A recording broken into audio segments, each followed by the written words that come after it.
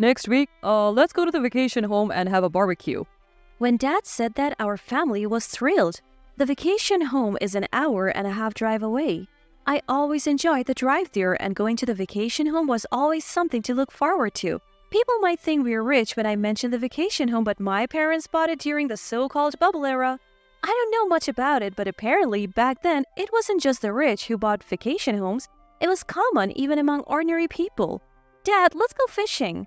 Going fishing with Dad in the nearby river was a tradition when we went to the vacation home. Meanwhile, Mom and Melissa would play in the river or relax at the vacation home. This vacation home, which our family often visited, was filled with memories. I remember the time I drove my parents there as an adult. They were both moved. But then, Mom passed away from illness, and 3 years later, Dad followed her. They were a loving couple, so I think they must be living happily together in heaven. With that thought, I am riding my motorcycle to the vacation home after a long time. My name is Casey. I am a 30-year-old clerical worker. I love motorcycles, and since getting my license, I often go touring. It's definitely influenced by my father. People say it's a masculine hobby, but I like what I like. I'm enjoying my life now and not actively looking for a boyfriend or husband. I hope to find a good partner eventually, but I'm not actively looking right now. Melissa, who is 6 years older, got married before Mom passed away and is now a mother of 2. We used to be close, but I don't get along with Lucas, so we hardly see each other. Lucas, 3 years older than Melissa, started a business, and he often belittles me for being just a clerical worker in a small company. So I avoid him as much as possible. If you start a business, you're the president, whether you have 1 employee or 100. President is president. Whether it's pride or something else, I often hear him say, "I am the president." Well, it doesn't matter to me. But then, something happened that I couldn't ignore. It was about 6 months before my father passed away.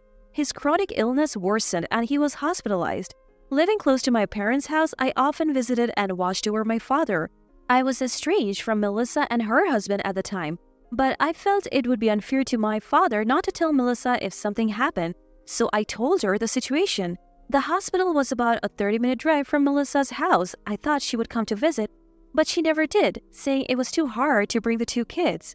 I never heard from my father that Melissa had come, so she probably didn't. Lucas is head over heels for Melissa, and he has spoiled and flattered her since they were dating. And Melissa has come to think that's normal, and her attitude towards others has changed. In a word, she's lost her compassion. When she got married, I think she stopped thinking of us as family. "My new family is my family," she declared.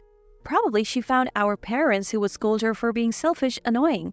Living a life spoiled by Lucas, who would let her do anything, I didn't want to be involved with Melissa and her husband, and I have hardly been in touch with them since Melissa's wedding. Yet the moment I informed them of my father's death, Melissa and her husband started to cozy up to me. At the funeral, Melissa whispered in my ear, "Hey, how much is the inheritance?" What? Is this the place to talk about that? I couldn't believe my ears, but Melissa's eyes were serious. Lucas, sitting next to her, was looking at me too. "I'll sort it out later, so I don't know the details, but I don't think it's a significant amount." I had planned to pay for my father's hospital bills, but he insisted on using his savings, so we used what he had saved for the hospital expenses. Even after the funeral, I was busy greeting relatives and funeral home staff, but Melissa and her family were relaxing as if it were someone else's business. And as I passed by Melissa, she and her husband said, "Hey, can we go home now?" Sure enough, Melissa had changed. The old Melissa loved her father and would never have behaved this way at his funeral. She would have been sobbing, but this is how it is now. I became sad. "Hey, we can't leave until we have settled the inheritance," Lucas said, laughing. I was angered by his words and raised my voice without thinking. "So we can't talk about the inheritance now? Please go home. Thank you for coming today." Those were not words to say to Melissa and her husband. I knew it, but I didn't want to think of them as family.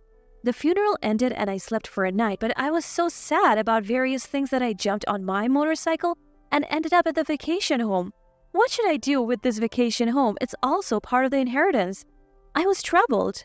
Then Melissa called me. When I answered the phone, Melissa suddenly said something outrageous. "Hey, Casey, re-announce the inheritance." What? So that's how it is? When I fell silent, Melissa started talking on her own. "After all, Casey, you're single, so you don't need money, right? We have 2 children and we never have enough money.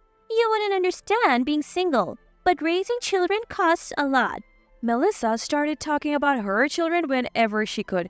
During the New Year's celebration, she would show up at her parents' house where relatives gathered, saying it was troublesome to stay long with the children only to take gift cards and sweets and leave. It was clear that she was after the gift cards. At some point, she became greedy for money and I began to dislike Melissa. And it's the same now that my father has passed away. Without mourning or thinking about my father, all she talks about is the inheritance. I was disappointed in Melissa. Hey, are you listening? So renounce the inheritance. Even if you call it an inheritance, most of my father's savings were used for hospital bills. So it's just the house and the vacation home. Besides, before I could finish, Melissa cut me off. All the more reason. If Casey renounces it, it will help us. There is no use talking to her anymore. But what will you do with the family home and the vacation home? You won't live in them, Melissa. Will you go to the vacation home for fun? You know, my family home is in Atlanta and no one lives there anymore, so selling it could make some money. As for the vacation home, I wonder what to do with it. I really wish you wouldn't sell the vacation home. It's filled with family memories. Casey, always talking about family. That's why you're not married yet. I was irritated by those words, but I somehow held back and continued. But lately, vacation home seems to be in demand, so maybe it could sell for a high price? It even has hot springs, so there must be many people who want it. Really? So if we sell that vacation home, we'll be rich? I could picture Melissa's excited face. I thought for a moment and decided to renounce the inheritance, but with one condition. Hey, how about you prepare the memorial service, Melissa? And if you plan to sell the house, use that money for the preparation? A memorial service? Oh, well, okay. So you'll renounce the inheritance then? Melissa's voice brightened. I was hesitant, but as a single person, I rarely visit the vacation home. If so, it would be better for Melissa's family to use it, and if Melissa decided to sell it, I would be fine with others using that memorable vacation home. I paused before replying. Gladly. So I decided to renounce the inheritance and return to my usual life. A year passed since my father's death. Melissa, how's the memorial service preparation? Casey, why are you contacting me now? Why are you angry? You've been ignoring my calls, Casey. Huh? Misunderstanding? Oh, right. I changed my mobile number. I had changed my number since my father's funeral, wanting to cut ties with Melissa and her husband. Of course, I hadn't told Melissa, so she couldn't contact me.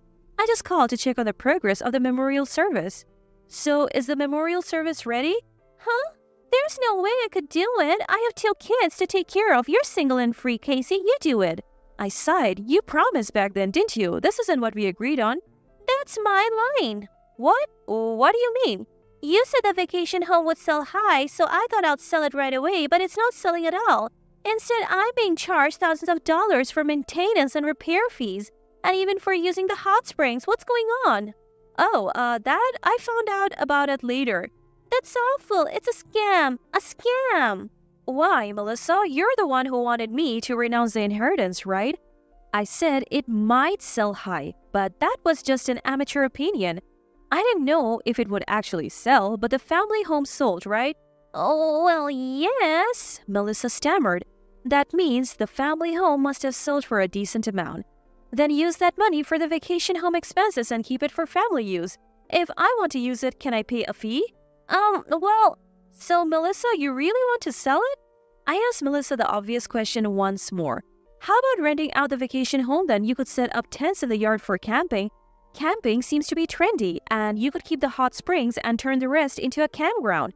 Of course, I'm just an amateur, so maybe consult with a real estate agent? Melissa's voice brightened noticeably.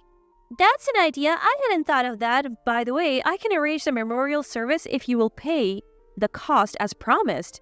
If you don't pay, then transfer the rights to the vacation home to me.